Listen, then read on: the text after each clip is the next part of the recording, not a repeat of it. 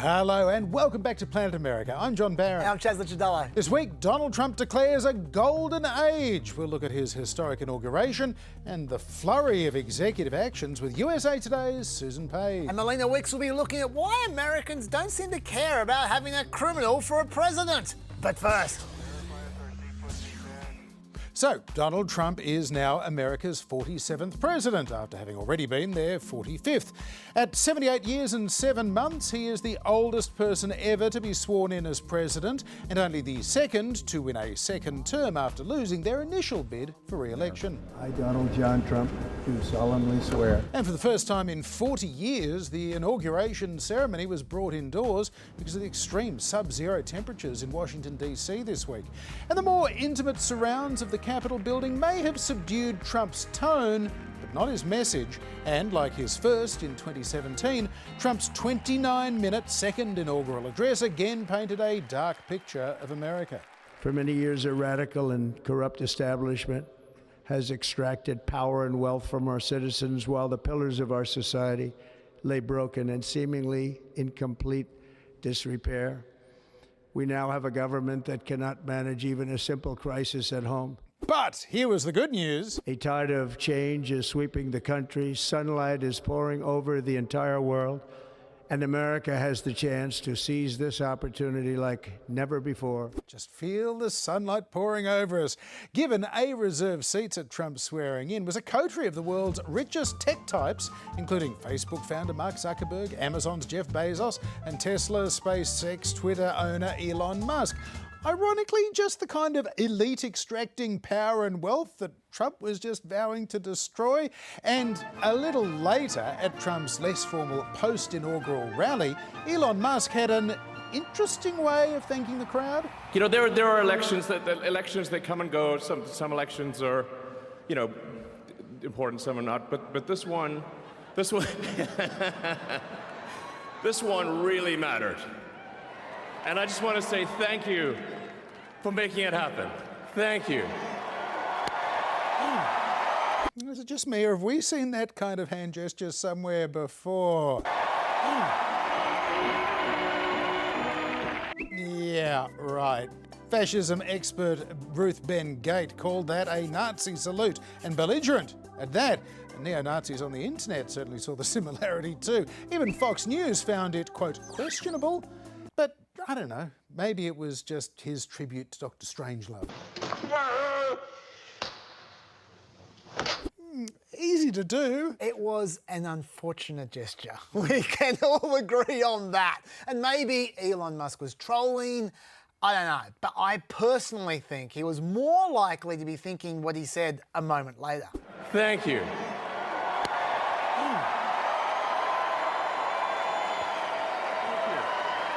My heart goes out to you.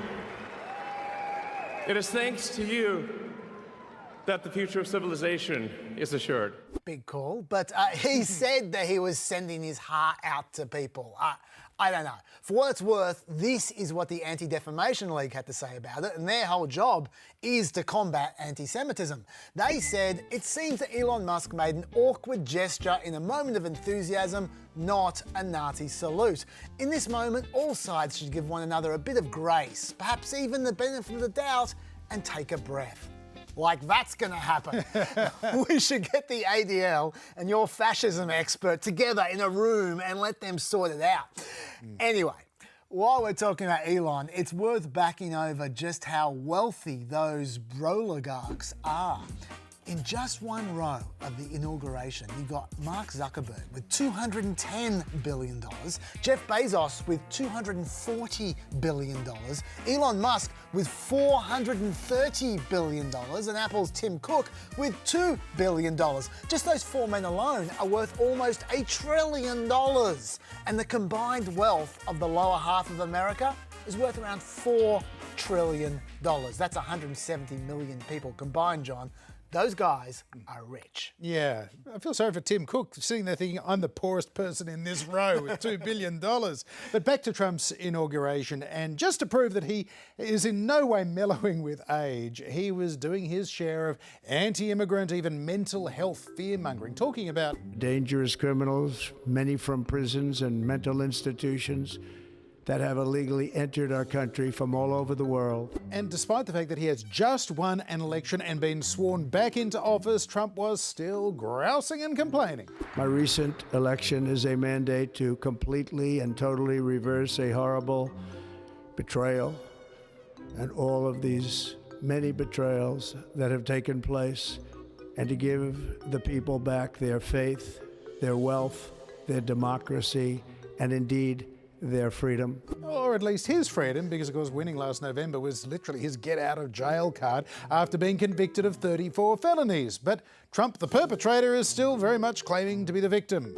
Those who wish to stop our cause have tried to take my freedom and indeed to take my life. Well, to be fair, he was the victim of an assassination attempt at least. True. But regardless, the guy he's replacing had a final favourability rating of 33%, according to CNN, which means there was plenty of room for Trump to promise change. First, there was the kind of change that he won an election promising. The vicious, violent, and unfair weaponization of the Justice Department and our government will end.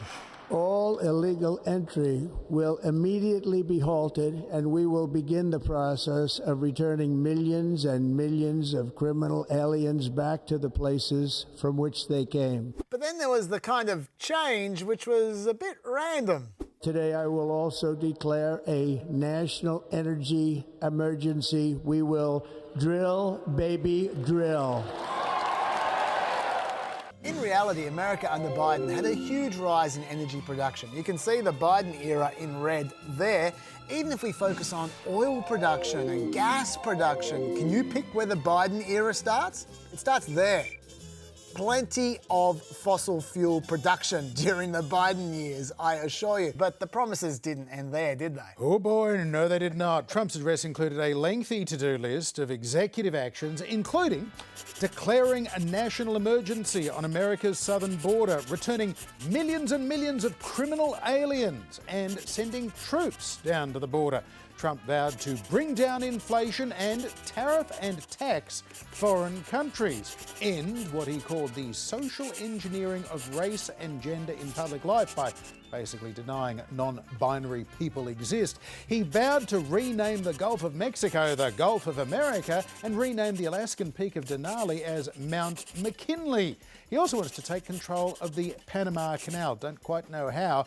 And then he wants to send American astronauts to Mars, Chaz. That's a big 4 years, John. By the way, in case you're wondering about those renamings that John talked about there, that mountain was called Denali by the original Alaskan inhabitants for centuries. It was only officially called Mount McKinley in 1917, so it's not like that's some long tradition that Trump is trying to revive there. And by the way, no one has called the Gulf of Mexico the Gulf of America ever. So it's kind of odd he's trying to make that change in the same sentence as he's bemoaning people changing the mountain's name. Bit inconsistent there. Also, to be clear, it's the International Hydrographic Organization that names bodies of water, not the president. So he can't actually do that. But hey, full marks for effort, John. Yeah, do you think?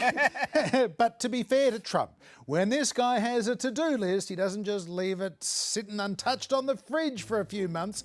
In between a second speech to supporters in the Capitol Hill Visitors Centre, an inaugural lunch where he must have been hoping that Amy Klobuchar hadn't ordered the salad, he started signing executive orders on stage at another indoor rally, and then back in the Oval Office during an impromptu press conference.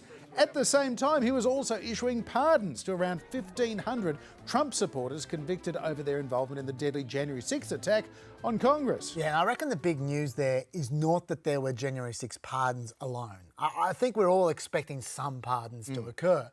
Maybe for non-violent offenders, for instance. But the news here is that Trump offered a full, complete and unconditional pardon to everyone on January 6 other than the 14 ringleaders whose sentence Trump commuted anyway, and he said he might pardon them down the track.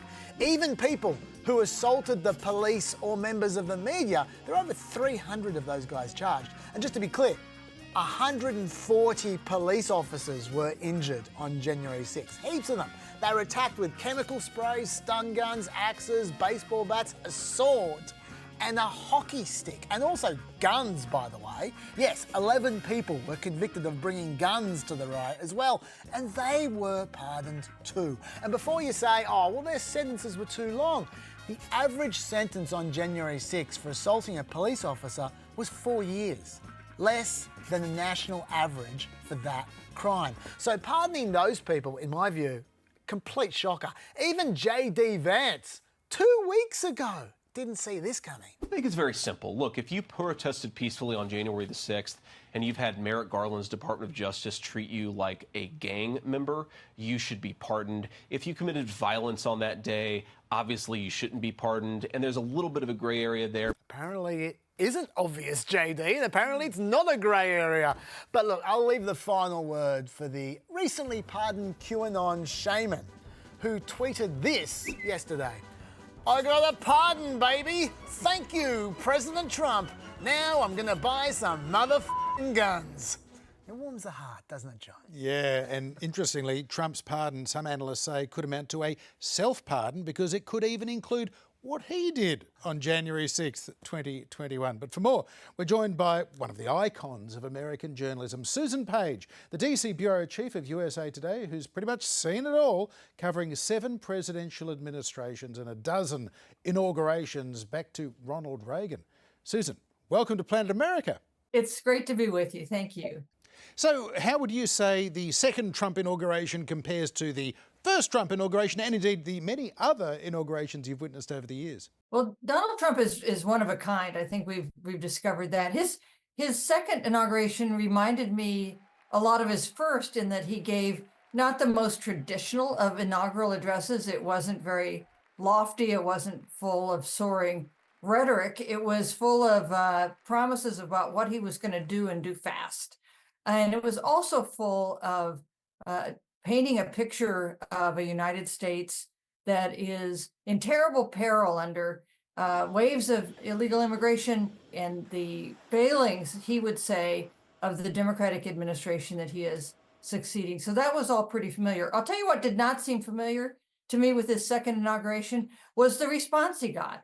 Because 8 years ago, when he came in for his first term, there was a lot of resistance to Trump, even in the Republican Party, and certainly with a united Democratic Party. But now we see Trump getting a much friendlier reception from the GOP, from business leaders, from tech executives, even from foreign leaders than he did the first time around. Susan, many people have also noticed a more subdued response to Trump from Democrats and activists as well this time round. Do you agree with that? And if so, what do you think is their tactic here? Or is there no tactic and they're just depressed? Well, we certainly didn't see this time the huge outpouring of public protests that we saw last time around. We had the Women's March on Washington in 2017, just millions of people marching preemptively against the policies they thought Trump would pursue. We had only small, really relatively small by Washington standards, street protests here. I think Democratic leaders are still trying to figure out how to approach Trump. There is a much greater willingness now to try to find some common ground on issues like immigration than there was the last time around. The Democratic Party is disheartened. They lost control of the White House. They lost control of the U.S. Senate. They failed to regain control of the U.S. House as they had hoped. And so they are trying to figure out a path forward. That's all to Trump's benefit as he starts out, because he does not face a coordinated and active opposition at the moment. Susan, Trump has already signed a lot of executive orders, announced all sorts of promises and plans. What do they tell you at this early stage about what's likely to be his second-term agenda? I think it indicates that immigration is his number one priority. You know, that's been true since 2015, when he first jumped in to the presidential race that most of us thought he couldn't possibly win. He proved us wrong with that. Immigration is the issue that I think most animates Donald Trump's base. The economy also very important, and especially the issue of inflation, which was one that bedeviled President Biden. So those are his priorities. He's also, if you most broadly looking at what he's done, he is very eager to expand the boundaries of presidential power. The Supreme Court has helped him with a Supreme Court decision that showed that presidents can't be held liable for criminal official acts when they're in office. He showed that with an executive order that even upends a constitutional protection, the idea of birthright citizenship, something that has long been, that from the start has been recognized in the United States. He says that is the wrong interpretation of the Constitution, and that is such a fundamental issue that he is now tackling from the opening hours of his new term. Now, as a Washington reporter, presumably you're pleased about the press pack being able to fire off a substantial number of questions at the president again. It's been a while since that happened. Or does that not matter in your view? Yes, I think it's so important. I had an exit interview with President Biden about 10 days ago, and it was the first interview he had done with a major mainstream newspaper during his presidency. And I was glad to get the interview, but I was sorry it was the only one he did. I think presidents who do interviews and news conferences are doing their job. I think part of your job as president is communicating with Americans and taking questions, yes, even from annoying reporters. That is something Trump relishes. He did a kind of rolling news conference last night as he was signing executive orders. And that is, I think, good for democracy, and I hope that continues. Susan, there's a bit of a narrative that's formed that says that Joe Biden was being wrapped in cotton wool by his staff and kept away from the media, not just because he was gaffe-prone old Joe Biden, but in fact that he was old. He was in cognitive decline. You've spent time with him very recently. What was your impression? I've interviewed Joe Biden many times before he was president. I've covered all 4 of his presidential bids. He was engaged and lively. The interview I had with him lasted almost an hour, which is a long time for a presidential interview. But he's clearly older. He's 82 years old. He looks older. He walks like an old man. And you could see that in his daily schedule and what he chose to do.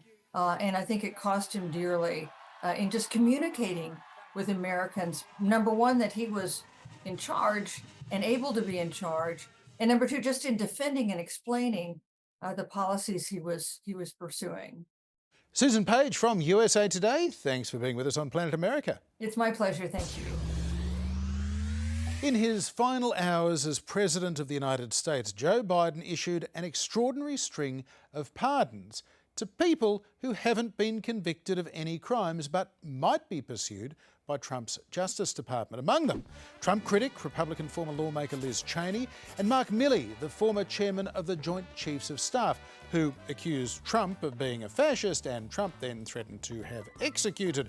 Also preemptively pardoned by Joe Biden, Anthony Fauci, who served as the White House chief medical advisor during the COVID-19 pandemic. And then Biden pardoned 5 members of his own family, saying that he wanted to protect them from politically motivated investigations. Funnily enough, though, Joe Biden himself was against any such preemptive pardons when he was headed into the White House in 2020. Does this concern you, all these preemptive pardons? Well, it concerns me in terms of what kind of precedent it sets and how the rest of the world looks at us as a nation of laws and justice. Apparently he got over that in a hurry, but hypocrisy aside, Joe Biden is clearly concerned about how Trump might weaponise the Justice Department against his family, but not a great look after his earlier pardon of his son Hunter in December, who was found guilty of actual crimes. Totally. Look, I understand that Trump can use legal harassment as retribution for the Democrats, even if they haven't committed any crimes. I also get that MAGA types can be petty. They literally took Mark Milley's portrait down from the Pentagon wall within 46 minutes of Trump being sworn in. But in my view, these pardons are really reckless. I mean, first of all, they're not just for people like Anthony Fauci or Mark Milley who could potentially face some dreamed up charge. Biden even gave pardons to the police officers from the DC Metropolitan Police and the US Capitol Police who testified for the January 6th committee. How are those guys likely to be targeted? And the pardons weren't just for the last few years. Mark Milley's pardon, for example, covered everything he's done for the last 11 years. That is incredibly broad. Not only does it make these people look guilty, as one of the pardonees, Adam Kinzinger, said. Should President Biden issue pardons for the January 6th committee members, including yourself? No, I don't want it. Look, here's the You thing. don't want it? No. But the second you take a pardon, it looks like you're guilty of something. I'm guilty of nothing besides bringing the truth to the American people and in the process, embarrassing Donald Trump. And don't even get me started on the precedent that Biden was setting here. Well, even Trump thinks that it sets a bad precedent for a president. Because it makes him look guilty. I mean, he's going to have to live with it. Now, with that being said, it's unbelievable precedent it creates for a president. But the precedent is unbelievable. Now maybe every president that leaves office, they're going to pardon every person they ever met. Our concern was brought to you by Dr. Seuss. But that isn't all that Biden's been up to. He had his own to-do list in his final week of the presidency. Not only did Biden have his dodgy pardons, but he also commuted the sentences of 2,500 non-violent drug offenders who are often over-punished by legislation that Biden himself wrote back in the 90s. Biden's FDA tried to reduce the nicotine levels in cigarettes. We'll see if Trump supports that one. Biden banned a bunch of offshore oil drilling, which Trump has already reversed. Biden deemed Cuba to no longer be a terrorist state, which Trump has also already reversed. And there was, of course, a ceasefire in Gaza, which Trump is trying to currently take credit for. But then there was Biden's most bizarre move. Let me take a step back. The Equal Rights Amendment was a proposed constitutional change back in 1972. It declared that equal rights shall not be denied on account of sex. Originally, Congress set a deadline for it to be ratified by 1979, but they later extended that to 1982. And what we mean by ratify is that 38 of the 50 states had to pass it for it to come into effect.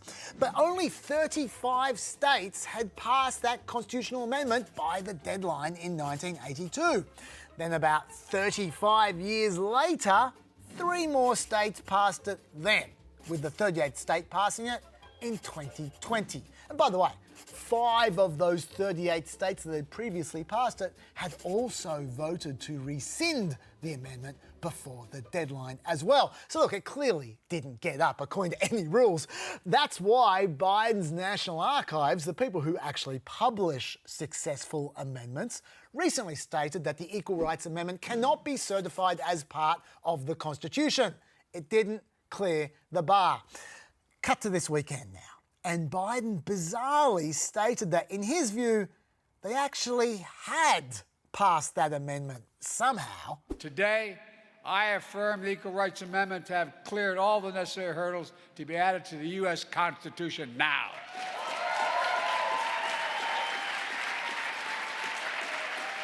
The Equal Rights Amendment is the law of the land now.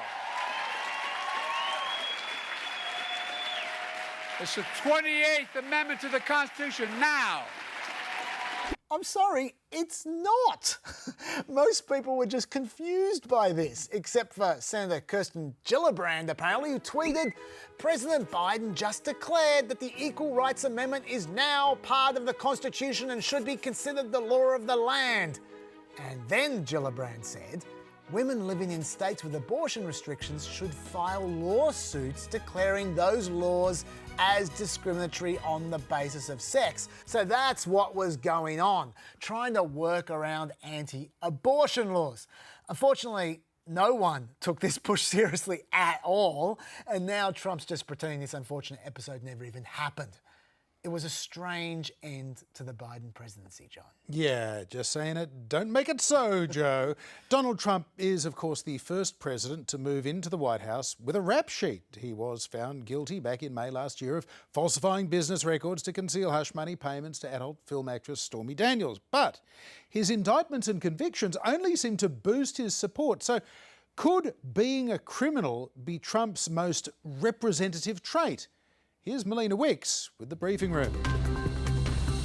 Trump just made history as the first president to be a convicted felon, which means he's legally not allowed to own a gun, but he is allowed to control the nuclear codes. That's kind of weird.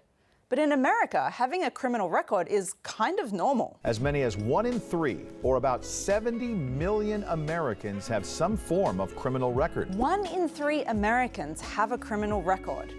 No wonder they have so many CSI spin-offs. America is so into arresting people that Trump having a criminal record may be the most relatable thing about him. And in case you think this is just a Trump thing, it's not.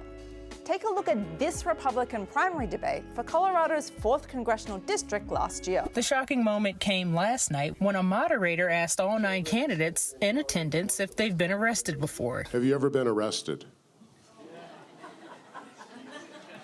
Do we get to... 6 out of 9 candidates raised their hands. And after that applause, I'm guessing the other 3 are going to do some crimes too. But just because having a criminal record is common doesn't mean it's easy. A complicated patchwork of laws from state to state restricts access to all kinds of professional licenses, like cosmetology, social work, electrician, tow truck operator, or air conditioning contractor. In Arizona, convicted felons on probation can't get real estate licenses, which is surprising. It certainly feels like the real estate industry is full of criminals. And even if you can get a license to work, it doesn't mean you can get a job. One industry report found 94% of companies with US locations used criminal background checks when hiring. So it's no surprise around 30% of people with records are unemployed. And getting work isn't the only challenge that people with felony convictions face. Mass incarceration is a major driver of poverty. And believe it or not, most people can't make money selling their mugshots. And here it is, if you want to go out and get it, you can go out and get it. Have fun with it. Yeah, that's the face of someone really having fun with it. More than half of people with felony convictions also have difficulty finding housing. And a third lose custody or visitation rights with their children, though Trump can't get rid of his kids even when he wants to. And this system catches people young. More than 1/3 of people in state prisons were first arrested before they turned 16. If Americans are going to be locking up more people than any other country on earth, they need a better plan for what to do with those people after they get out. Because the job opportunities for people with a criminal record can't just be President of the United States. But people do like it, I must say. Thank you very much. Earlier this month, President Trump again floated the idea of buying Greenland. He even sent his eldest son to Greenland by private jet to meet those locals who all seem to be MAGA hat-wearing Trump fans who couldn't wait to become part of America. People lined up, people wearing MAGA hats, excited for the visit. Everyone was really into this concept. They loved it, and they love America, they love MAGA, they love Trump. How did they get a MAGA hat in Greenland? I'm just curious. That is a good question, Sean. You done journalism, because Danish press soon reported that at least some of those MAGA hat-wearing supporters were homeless and socially vulnerable people who were offered free food. But they still love Trump, yeah? Da vi spiste, så sagde det, at vi skulle tage med, at der er frokost. Så tager vi bare med. Hos hvem? Kan man Trumpen? Trumpen. Ja, Trumpen. Jeg ved ikke, hvad han hedder. Jeg vidste det bare. Close enough. Either way, Greenland is the world's hottest property right now. Are you sick of the cost of housing? Do you want the population of Hobart, but without the balmy weather? Why not buy Greenland? It's the island property developers are raving about. Essentially, it's a large real estate deal. Kick back and watch the ships go by. You have China ships all over the place. You have Russian ships all over the place. You don't even need binoculars. No binoculars required. Just look at what trusted TV anchors are saying about Greenland. It's huge. It's huge. Very cold. It's very cold. And He is talking a lot about how to get criminal illegal immigrants out of our country, maybe build a facility in Greenland and ship them there. That would for sure be a deterrent. it's ideal for gulags. Greenland. Beautiful one day, an American penal colony the next. And that is it for another trip to Planet America. We'll be heading back stateside Friday night, 8 p.m. on ABC News, and back here next Wednesday at around 9:40 p.m. on ABC TV. And both editions of Planet America are available on ABC, iView, YouTube, and Facebook. Bye-bye.